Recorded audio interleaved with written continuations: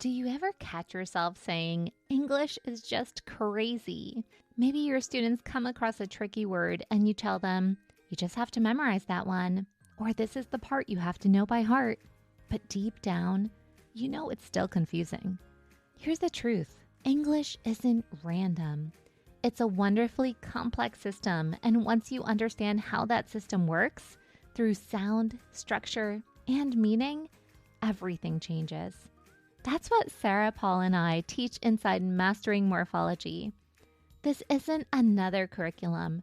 It's deep teacher knowledge inside a practical, comprehensive course that finally shows you how words really work. No more exceptions, no more gimmicks or patching holes with memorization or phonics alone. It's time to go beyond sound it out and give your students the framework they need to truly understand words. So if you're ready to stop guessing and start teaching with confidence, join us inside Mastering Morphology. Enrollment is open now, so we invite you to click the link in the show notes to get started. You're listening to episode 57 of Literacy in Color. Welcome to a very special series here on Literacy in Color. October is Dyslexia Awareness Month, and every Friday this month, I'll be releasing a bonus episode dedicated to understanding dyslexia and supporting students who are affected by it. Be sure to check out the link in the show notes for the full Dyslexia Awareness playlist so you don't miss an episode. We're kicking off this series with an episode entitled, What Does Dyslexia Really Look Like? And What Can We Do About It? With my guest Heather O'Donnell from New Paltz Multisensory Tutoring. She is certified at the Associate level with the Orton-Gillingham Academy, as well as a certified Wilson Dyslexia Practitioner. After years of experience in both special and general education settings, Heather left the classroom in 2018 to open New Paltz Multisensory, an in-person and online tutoring practice in New Paltz, New York. Beyond tutoring, New Paltz Multisensory has expanded into creating structured literacy and multisensory math materials for teachers, and in 2024 launched a Dyslexia Parent Toolkit, an online membership designed to equip parents with the knowledge and resources they need to support their child's literacy journey.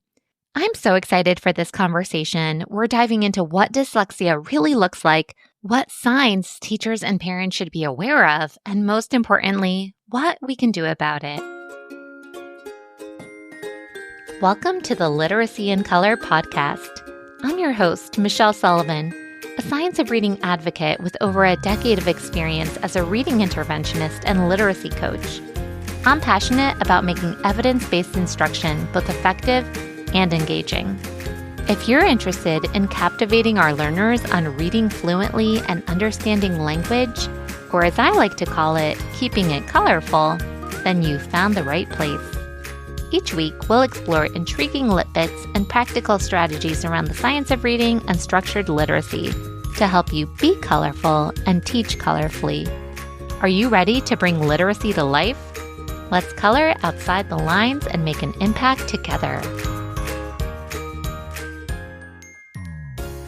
Hello, everyone. Welcome back to another episode of Literacy in Color. I am so excited to be joined by my good friend, Heather O'Donnell. She is a true dyslexia expert. And today we're going to demystify dyslexia a bit for educators and for parents in exploring some of the early signs and the importance of intervention and the power of structured literacy targeting our dyslexic learners. So first of all, welcome to the show, Heather. Hi, Michelle. Thank you so much for inviting me. I'm really excited to be here.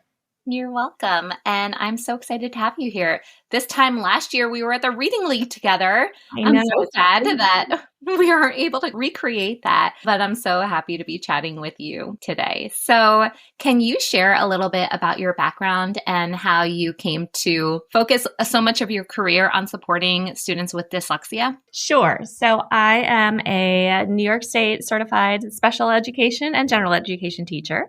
I've always felt that I've had two passions in education, autism and special ed, and dyslexia, which is not unrelated to special ed. And as a classroom teacher, I was primarily a self-contained classroom teacher. I worked a lot with kids with autism. And then several things happened in the summer of 2018. I left the classroom and I decided to pursue my other passion of working with kids with dyslexia. I'm a Wilson certified dyslexia practitioner. I'm SERI certified, and I'm also certified with the Orton-Gillingham Academy at the associate level, which means I really love to learn about reading and dyslexia. And I spend a lot of time learning and honing in on one of my passions. And in the practice, not only do we work with kids who have dyslexia, but we also are working with kids who have ADHD and autism and special needs diagnoses, because many times when you have co-occurring conditions, dyslexia and autism, it's hard to find schools and resources that support. So it's a badge of pride for me as a special needs mom myself that we work with kids who have special needs in addition to dyslexia. Yeah, you are such a blessing in this world. You do so many good things. And oh goodness, I can think about all of the parents who are struggling with multiple diagnoses and not knowing where to go and what outlets to tap into. So resources like yours are really special. So thank you for all the work that you do. Oh, I love it. Trust me. When a kid walks through the door, they are just a kid. Every kid who's struggling with reading needs the help, structured literacy instruction that they need to be successful. And it is something really exciting to be able to provide that. Yeah. And all kids can learn. And it's amazing. We just want to make sure that they're not part of a system that's going to fail them. So to give them that support is so important. Let's start out by defining dyslexia in just really clear parent-friendly terms or teacher-friendly terms. That is such a big ask, right? So traditionally, I go to the International Dyslexia Association definition of dyslexia, which defines dyslexia as a specific learning disability that is neurobiological in origin, characterized by difficulties with accurate and fluent word recognition and poor spelling and decoding. And these issues typically come from a deficit in the phonological component of language that's unexpected in relation to other cognitive abilities. That's not very parent-friendly or teacher-friendly, but basically a kid with dyslexia is a kid who typically is really bright, has a great oral vocabulary, tells you amazing stories, listens to grade-level text, and can answer comprehension questions, but then when it's reading time, they struggle, and their struggle is unexpected. And that is one of the challenges for teachers and parents, because they look at this bright, academic, achieving kid with all these possibilities, and then they're like, but why are you having so much difficulty reading? And that can often lead to feelings of they're just not trying hard enough, or if they just work harder, they'll get it. And my heart breaks every time I talk to a prospective client and I hear those words, because in many ways that I have found in my work can be the strongest indicator that a child might need to be evaluated for dyslexia, because that phonological difficulty, the difficulty learning the letter sounds, blending and reading words by putting the letter sounds together. And I think the biggest impact for the kid is they're seeing their peers do these things effortlessly, and they are working often 2 or 3 times harder. And it's so much more frustrating, and the pace is slower. So in my experience working in the tutoring practice, the kids that are bright and capable but are really struggling with reading with proper instruction in their classroom, those are the ones that teachers and parents should start to think, is it time to start considering dyslexia? Is there something more going on here? Is there a learning disability that's impacting their ability to read? And the sooner that takes place, the better for the student's confidence. Yeah. Oftentimes when we think about those test batteries, they'll say there's a big discrepancy between the reading ability and then the IQ. And so that's like a telltale sign too that there might be an issue there if you get to that point of the testing. Absolutely. And also processing speed. I mean, these are the kids for whom reading the word, putting the sounds together, reading the word, and then they turn the page and it's like they've never seen that exact word and they have to start it again. Like these are the kids that homework that should take 20 minutes takes an hour, because it just takes them so long and it is so challenging to perform these literacy tasks. But that seems to really stand out in terms of their oral language skills and their vocabulary and things like that. That's when the flag should go up, that either a professional battery, a professional evaluation, or even I tell families to start with the school district, request a complete education evaluation from your school district, which is free. doesn't cost a thing because it's a great way to at least start on the data trail and get some information about your child's learning strengths and weaknesses. And from then, you can start to look at other options. Yeah, I so appreciate that you just mentioned the processing speed too, because I think oftentimes students with dyslexia can decode. It might be really effortful and they're able to get through, but the automaticity is not there. And the mapping of like holding and storing those words in their brain that is like instantly recognized is not there. And so we need to take into consideration that processing speed too. Yes, 100%. It's really important to remember that kids with dyslexia are working twice as hard all the time, and it's exhausting. And that's one reason why you see the frustration and you see they might come home from school and kind of fall apart because they're holding it together and working so hard during the school day. Yeah, definitely. So maybe we can get into some common signs that you've seen with the students that you've worked with that is a red flag for dyslexia as well. Absolutely. And these can vary by age. Signs of dyslexia are going to look different for a 3 or 4-year-old versus a 6th or 7th grader. And it's important to recognize that. But typically, there is a conception that dyslexia can't be diagnosed until about the age of 7 or 8. And without getting into those specifics, there can be signs even at the preschool level. Kids who have trouble with nursery rhymes, kids who have trouble hearing rhyming words. If you give them 2 words and ask them if they rhyme or end in the same pattern, they have difficulty hearing that. Preschoolers who have difficulty clapping out syllables and words. And often there is some history of a speech delay or speech issue. It's not a requirement. There are plenty of kids out there who have dyslexia who do not have a speech history. But often there's been some speech intervention somewhere that is just a piece of the puzzle, correlated, not causated. By early elementary, kids are struggling to match letters and sounds. They're struggling to remember that P says P, and they're struggling to remember common sight words. Like I mentioned before, they'll read a sight word and then they'll turn the page and it's like they've never seen it before. Like you said, with the orthographic mapping, it's hard for them to secure that knowledge and use it readily. They often avoid reading. These are the kids who might want to go to the nurse or offer to deliver something to another classroom. It's a conscious, this is really hard, I need help. And they will try to escape simply because of the demand of the task. Reading is slow and choppy, and they have a really hard time sounding out those words. And depending on the instruction they're receiving, if they're not receiving a strong phonics space, reading instructions, identifying and sounding out words is going to be even harder for them. And then by the time they move through elementary, like you discussed, reading is slow, it's choppy, it's hard. They're working really hard to figure out these words. And then comprehension is affected because if you're reading word by word and it's really hard to read and you get to the end, the last thing you're going to do is go back and reread it for meaning. So then, the meaning and the content of what the reading starts to get lost. And then by middle school, the demands are so much higher, the extended writing assignments, reading books and longer texts. It just becomes overwhelming and kids really start to struggle and resist reading time and they feel anxious and it just gets really challenging the older students get. Yeah, and you see it affecting so many different aspects of their life and not just the reading and how it can impact self-esteem and all those types of things as well. Yes. I mean, in the practice, we work really hard to work with families around things like sports schedules and after-school activities because these are typically areas where kids who struggle with in school shine, and it's really important for their confidence and their sense of self.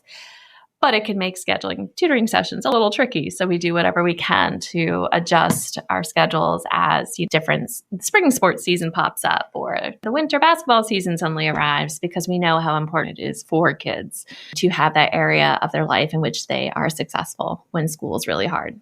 Yeah. And I love how you just walked through a lot of signs that we can look for throughout different age levels and grade levels. And maybe is there an example of anything that might be developmentally appropriate early on in a child's life, but then later on might be considered a red flag as the student gets older? Absolutely. I think reversals, letter reversals would be the biggest example that pops into my mind. As kids are learning to write, notoriously the most common letters to be affected by reversals are B and D, although sometimes you'll see P and Q. And again, That's because it's essentially the same letter. It's just around a quadrant and it's facing different ways. So I love to get out the chair. I use the chair example with my students and I show them how a chair is still a chair when it's upside down, but it's looking different and things like that. It's a visual discrepancy. When kids are learning to write in kindergarten, first grade, reversals are fairly common. They usually self-correct and they fade out by second, third grade typically. For kids with dyslexia, that can be a little bit longer. Their brain, again, is having a harder time with the connecting the letters and the letter sounds, and those reversals can persist as a result of that difficulty. And again, like that mapping, that recognition. And so that is something, when parents hop on consults with me and we talk about reversals in fourth grade, it's like, okay, that's another piece of the puzzle. Does it mean the child has dyslexia? No, but it's certainly a flag that indicates someone in the family had difficulty learning to read. We're talking about reversals. The child doesn't enjoy reading and often avoids it. Homework time is a nightmare. It starts to paint a picture of possible dyslexia, whether or not there is a diagnosis. What is one of your go-to ways to remedy that in upper elementary when you see those kinds of reversals? There are so many strategies, and I will be honest, I have not found one that works for every kid. I've experimented with the hands, the BD hand, because the advantage of that is a student always has their hands. However, I have found teaching both is confusing. Sometimes it's better for a student to learn one. This is your B hand. They wear a watch. The left hand, that's your B hand. And if you can recognize that, then you can see if it matches the D. I took a professional development at the Windward School in White Plains, New York, way back when, almost 10 years ago. And one of the professors had a strategy that she recommended. She said, have the kid make a beautiful picture of one of the letters, have them pick B or D, turn it into an art project, get out the glitter glue, get out the feathers, sequins, the whole thing. And she claimed in the process of doing that would help cement it and they wouldn't struggle. I've played around with that. I haven't found it to work 100%. I personally don't have the wall visuals of the B. Sometimes there's the bat and the diaper and things like that. I tend to go with the hands because, again, kids always have their hands. So if they're reading or doing homework somewhere without those visuals, it can be a struggle. After years of a brain looking at a letter a certain way, it is not an easy perception to change. Yeah, definitely. And I appreciate you talking about how not every strategy works for every kid. And I think that's one of the beauties of structured literacy is that it's not necessarily one size fits all. It's an approach to instruction, and we need to tap into that teacher toolbox to see what's going to work for that particular kid while still being really explicit with a lot of practice. And one of my favorite things for BD is tapping into mouth articulation. And this, cements into the handwriting as well, how when you form the letter B, your mouth starts out in a closed position, right? Mm-hmm. And so we start with a straight line down first, and then we do our open circle, and then your D sound is starting out with an open mouth. So we start with the circle first. So leaning into that as well is just another tip to add to your teacher toolbox. I love the B hand. That's one of my favorites as well. I feel like I used that most frequently when I was reading interventionist. I have been working with some kids this summer, in particular with the C to the D, like coaching them start with the C and then go into the D just to break up that line down. That has worked really well for some students, I will say. So same, exactly what you're describing with the open, just I've called it Z to the D. It depends on the child and it depends on, again, how entrenched that visual perception is. There are tons of strategies out there. And as soon as you find one that works, you stay with it. Yeah, definitely. And we don't have to throw every strategy at a kid. It's like start with one, see if it sticks. Yes, absolutely. It's not teaching every single strategy at the same time. So are there any signs that maybe parents might notice at home that a teacher might not pick up on, or vice versa when we think about signs of dyslexia? I think the biggest one is homework, how homework time goes, and students' willingness to read. I mean, there is a research-based recommendation, read to your child, read often, and that is wonderful and 100% true. But often by the time I'm sitting down with a prospective client, they're like, well, we're reading to my child and my child loves it, but they're not reading. Like they're not able to read back. They don't want to read. We'll read Harry Potter or whatever, and it's great. But when it's time to read what they're bringing home from school, it's a totally different story and it's a struggle. So I think that kind of mismatch is a window that parents have that teachers may not necessarily gain access to in a busy classroom. And if that is the case, I think that is something that absolutely should be talked about, the first parent-teacher conference, or even consider requesting a meeting, because that is a big mismatch, because classrooms are busy and teachers work hard to read with small groups and read with kids, but it could be harder to notice a student's struggle with reading tasks at their level in a busy classroom, and a parent might gain that access and insight a little bit faster, because that is often something I hear from prospective clients about their child's love of reading when someone else is reading, but how hard it is for them to read themselves. Yeah. And so many times I think about those students who, when you do your read aloud, they're the most insightful ones and wanting to share all of the things that they noticed about the text. And again, it goes back to that whole IQ, like very bright. And then when it comes to having to lift the words off the page, there becomes like this avoidance too. Yeah. And it makes sense. I mean, I avoid things I don't want to do that are really hard. We all do it. But, unfortunately for a young kid who's struggling with learning to read, that's what school is.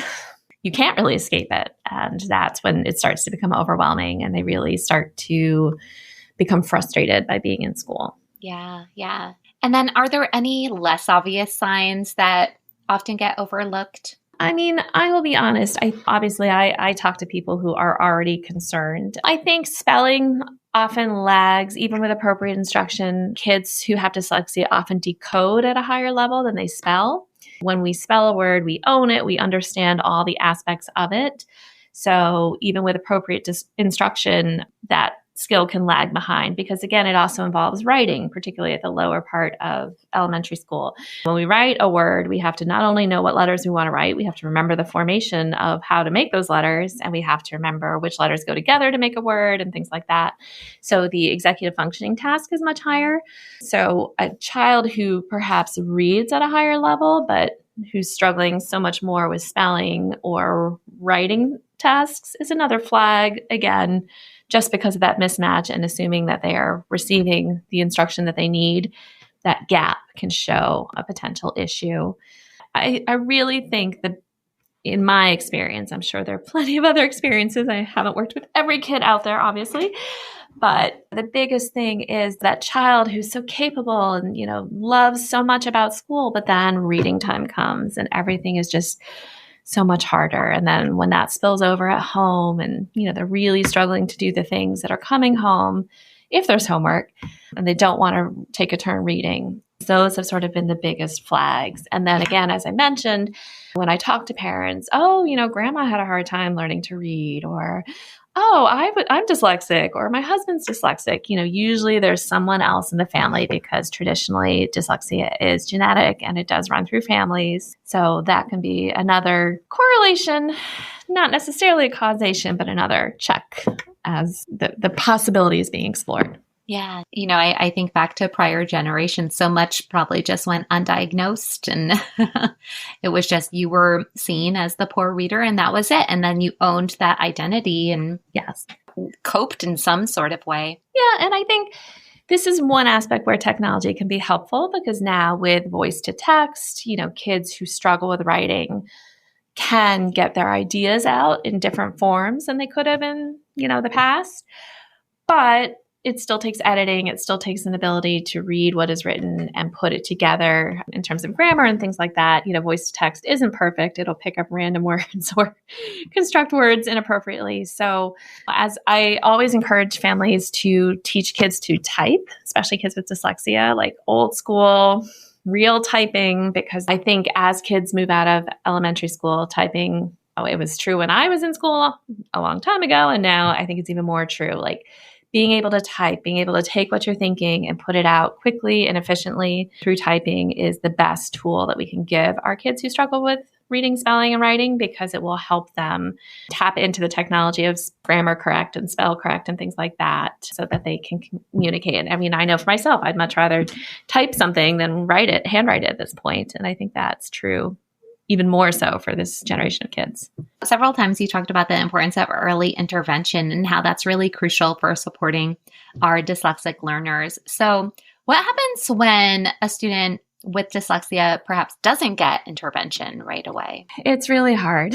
It's hard when kids slip through the cracks. They get frustrated. School is not a fun place because when you think about it, there's an expression, K to 2 is learning to read, and then grades 3 to 5 is reading to learn. So if you're having reading difficulties and writing difficulties and spelling difficulties, as you move through elementary school, the demands shift. You're handed a book and expected to read it. And yes, again, this is where technology can be wonderful. Audiobooks are fantastic for helping out kids who struggle. But then you go to social studies class and you're reading a text about early explorers or whatever. And then you go to science and you're learning about space. The expectation of reading and interpreting written language infiltrates the entire school day. And when it's really hard, when you're not on grade level and you're struggling with reading, it just becomes overwhelming for kids. And they often become frustrated. They often become less confident, depressed. It can be really a challenging place to be. And again, kids are painfully aware. I mean, they can see their peers doing all these things that they're struggling with. I love it when we get a younger reader in the practice who, a parent is like, I just feel like they need a little more support, but it doesn't happen too often. We tend to get more third, fourth, fifth graders when they're already struggling and they're already feeling bad about themselves. And what happens is that the road is just longer. We have to go back, identify the missing skills and fill them in. And that can be really challenging for a fifth grader who's struggling to have to go back to what they perceive as first grade work or kindergarten type words. When a family is concerned, when a teacher is concerned, the sooner at least a school evaluation can take place, more information about how a kid is learning, the better, because it is just a tough road when that early intervention window is missed. And it's tough for families, it's tough for the kid involved, and it's challenging for teachers. It's really hard to meet many learning needs in one classroom. And the system works better when kids get the help they need as soon as possible. Yeah, 100%. And we know here that structured literacy is such a game changer, and it plays such a crucial role for supporting all learners, really, but especially those for whom reading doesn't come easily. So we know that early intervention is so important. Can you share maybe some results you've seen when students do receive the right type of support early on? Oh my goodness, it can be such a game changer. I have one student that we worked with in my mind. She came to us and she was at 14% for her age, in terms of her reading abilities. She started with us. It was actually during COVID time. She worked with one of our tutors for a full year, 3 times a week. And when we reassessed her, she was at the 84th percentile for her age. And even in our work, it's rare that we get such a clear, we started here, we ended here snapshot. It's just miraculous to watch. I worked with a student, I'm actually still working with them, and we started at CBC words. I mean, this student literally could not read. And now 2 years later, almost, they are reading everything. And I was lucky enough, they sent me a story that they're working on just yesterday, actually. And I was just so amazed to see how far they've come and, using adverbs, using adjectives, like building out these complex sentences. They know all the syllable types. We've worked on morphology. And it's just amazing to see because when you're in it, session by session, you don't necessarily see the progress. But when you look back, when I look back at that first assessment I gave the student in September of 2023, and then I look where we are now, it's just amazing to see the growth. Those are the two that come to mind off the top of my head. It's so important. And in my experience, I have found that kids welcome the help for the most part when school is so frustrating and overwhelming to get someone. I like to describe structured literacy as like a layer cake. We work on one layer. We teach it, we practice it, we master it, and then we add another one, but we come back.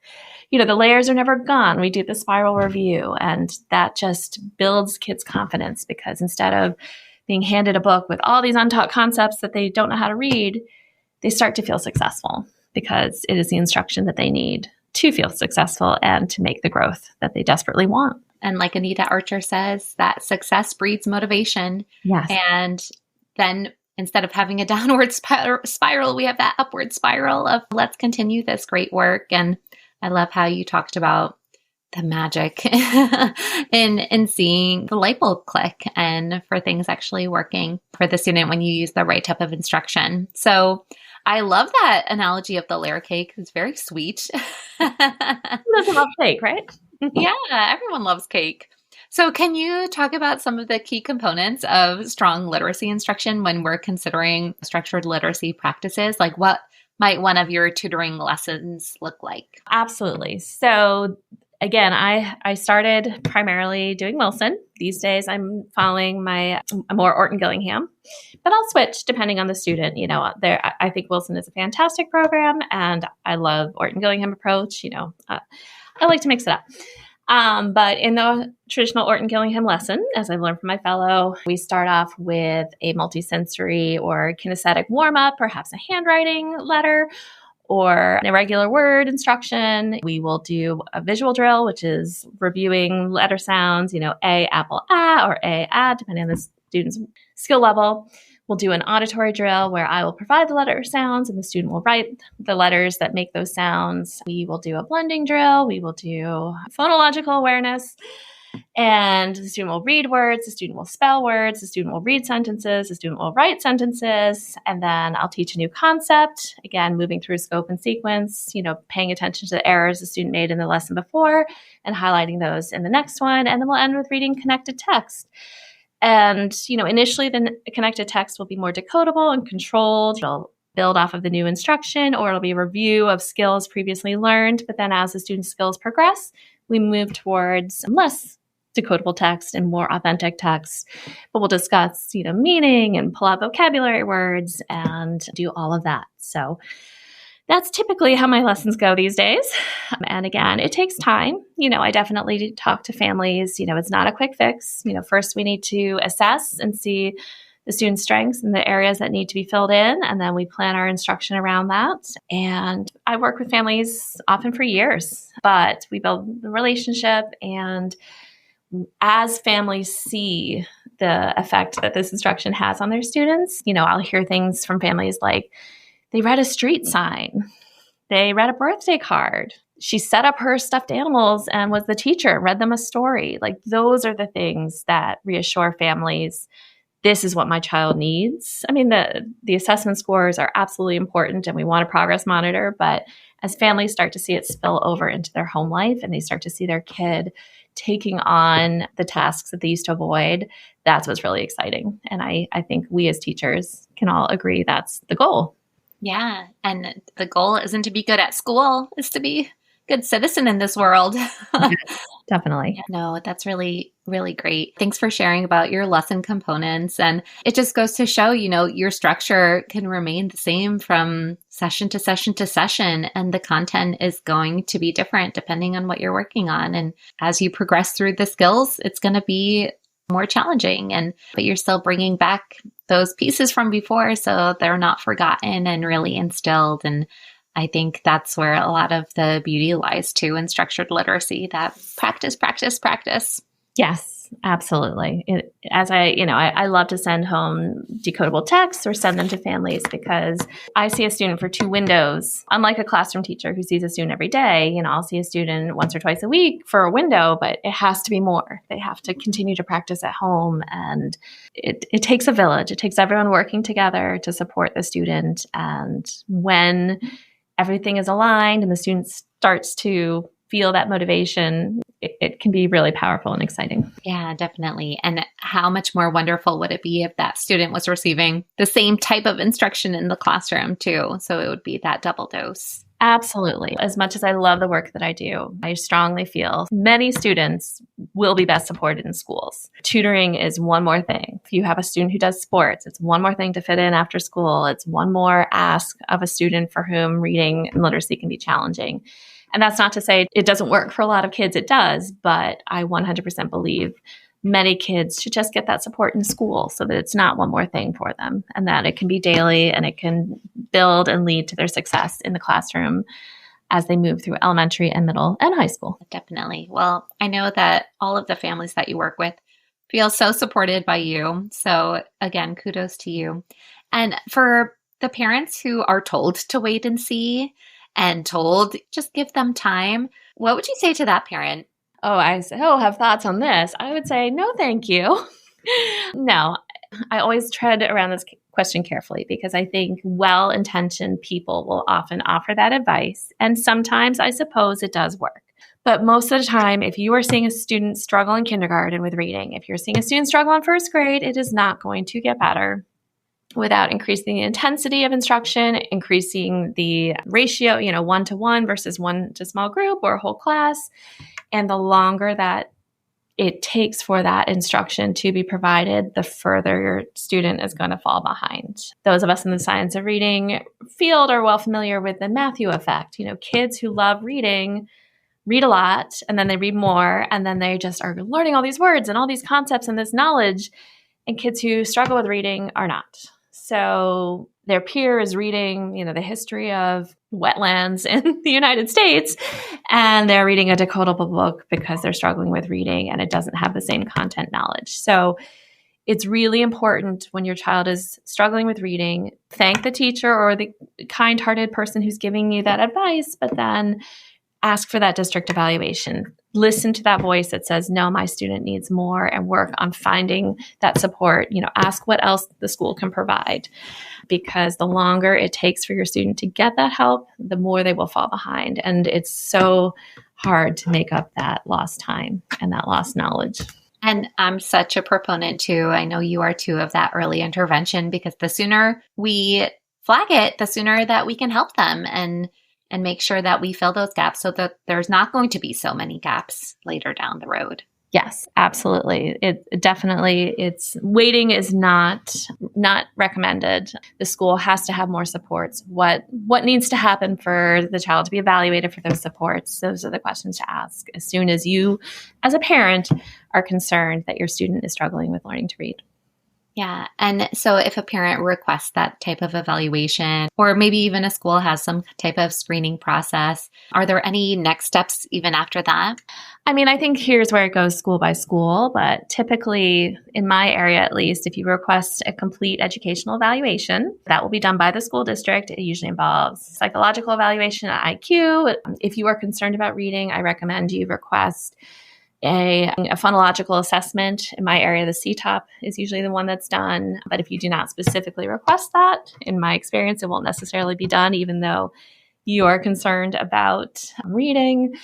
And then if you're concerned about your child's handwriting, request an occupational therapy evaluation. If you are concerned about your child's speech, request a speech evaluation. Request all the things. They may not come back with anything, but I can say from my own experience, when my child was in preschool, I didn't see a need to request occupational therapy, and my child did need it, and that just cost us some time because then it had to be resubmitted. So ask for all the things at one time, and then when that meeting is held, if your child is not going to qualify for an IEP or further support through that route, you can then ask, what are the other options? What else could we do? That's helpful. And then we're going to tap into your expertise here too. So how can parents or maybe educators differentiate between general reading struggles and then a more specific learning disability like dyslexia? So I think that's really, again, I think this is sort of a sticky topic because I think so many times teachers feel constrained by what the curriculum demands their school requires and things like that, and they're afraid of making a mistake, being wrong. So I think this is something teachers sort of have to feel out for themselves. I think teachers will know what supports their school has. Is there a committee that they can collect data and submit the data for that committee to evaluate, whether there's, small group reading instruction. I know some schools are starting to provide flex time in the day where different kids can be broken out according to different skills. that wouldn't require anything at all necessarily. It would just require a teacher to know this student is struggling with this and this student is struggling with that. I would never want to tell a teacher they should approach a parent about their concerns if every dynamic is different, every relationship is different. But I certainly think when parents are concerned, they absolutely should raise it to their child's teacher, because it just brings that concern forward. And then the teacher should know what options might be available at the school level, even without a formal evaluation. I really encourage families to get that school evaluation because it doesn't cost a thing, unlike private evaluations, and it does provide information.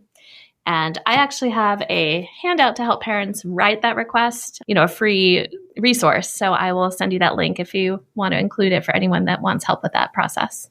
Amazing. We could definitely link that in the show notes. And it just reinforces the fact it's so important for schools to be using a structured literacy approach so that all kids are going to get the instruction that they need. And I think a lot of parents need more support in knowing what to do, what protocols to follow. And so, Heather is your go-to person for that.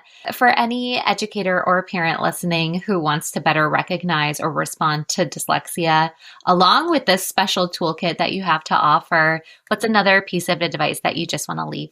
I would say, listen to that little voice that's saying, I truly believe parents know their kids really well. And I can say that from my own experience as a special needs parent who's been in the system. My child is in high school, so I've been doing this a long time for my child.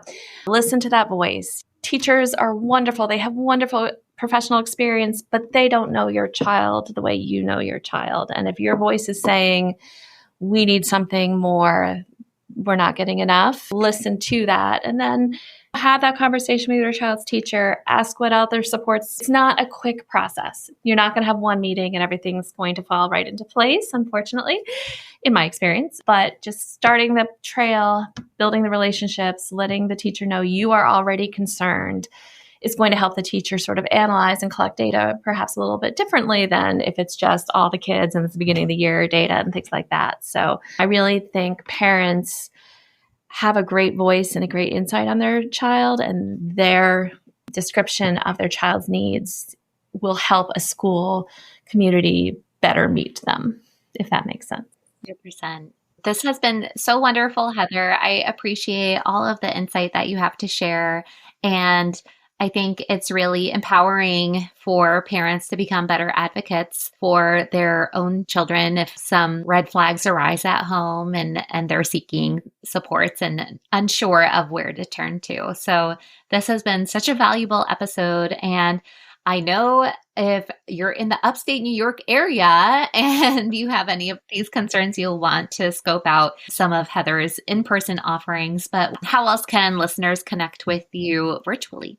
Oh gosh. Okay. So anyone is welcome to visit our website at www.newpaltzmultisensory.com. We do offer in-person and online tutoring. So if you're not local to New Paltz, we can still help you out. There we go.